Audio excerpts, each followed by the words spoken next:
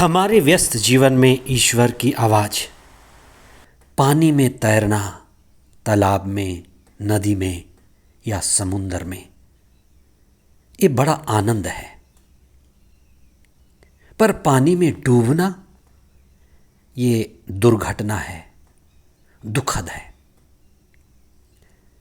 जो व्यक्ति तैरना नहीं जानता और वह गहरे पानी में उतरता है, वह जरूर डूबेगा।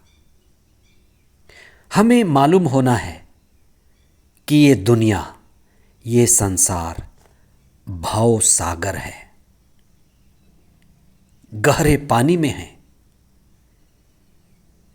आध्यात्म भाव सागर में तैरना सिखाता है। पहले किनारे किनारे उथले पानी में, फिर गहरे भावसागर में, और फिर उसके पार। मैं इसीलिए आपको कुछ कहना चाहता हूं कि आप भावसागर की गहराई को समझ पाएं। 13वां सामान्य सप्ताह, 1 जुलाई 2025 मंगलवार।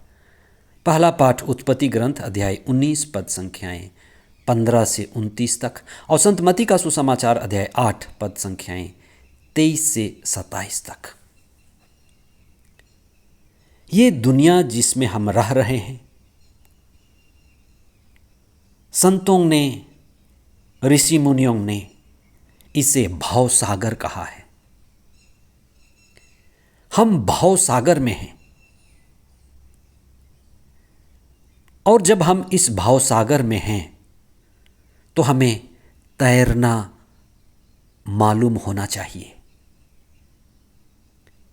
क्या हम भाव सागर के लायक हैं? क्या हम भाव सागर में तैरना सीख रहे हैं, तैरना चाहते हैं? ईश्वर ने जब हमें इस संसार में भेजा है तो हमें तैरने की क्षमता देता है। और ये तैरने की क्षमता क्या है? ज्ञान, प्रभु का ज्ञान, शास्त्रों का ज्ञान, प्रार्थना का ज्ञान, आत्मज्ञान, दिव्य ज्ञान, ईश्वरीय ज्ञान। हमें इसको विकसित करना है। हमें तैरने की कला सीखनी है। कोई भी एक ही बार में तैरना नहीं सीखता। जब भी लोग तैरना सीखते हैं किनारे, कम पानी में, फिर धीरे धीरे गहरे पानी में, और फिर उस पार। ये एक प्रक्रिया है।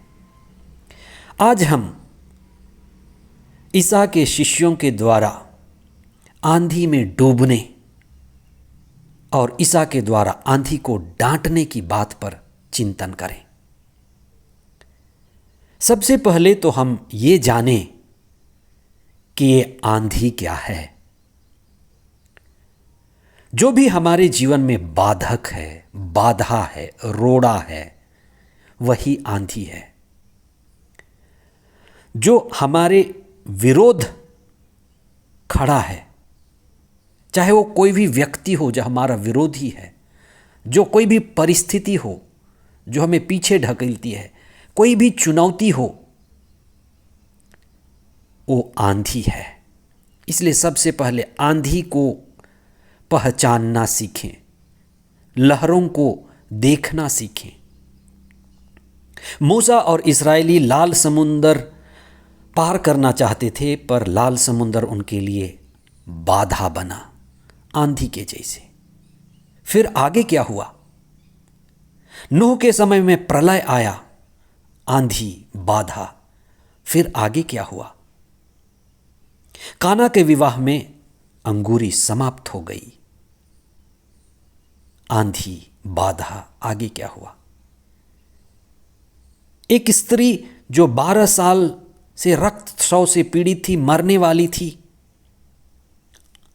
बीमारी की आंधी। समारी स्त्री जो पाप के वासना से घिरी हुई थी, पाप की आंधी। मार्था और मरियम का भाई लाजरुस मर गया था, मृत्यु की आंधी। आज आप देखें और खुद से पूछें, चारों ओर नजर दौड़ाएं कि आप किस आंधी से डूब रहे हैं।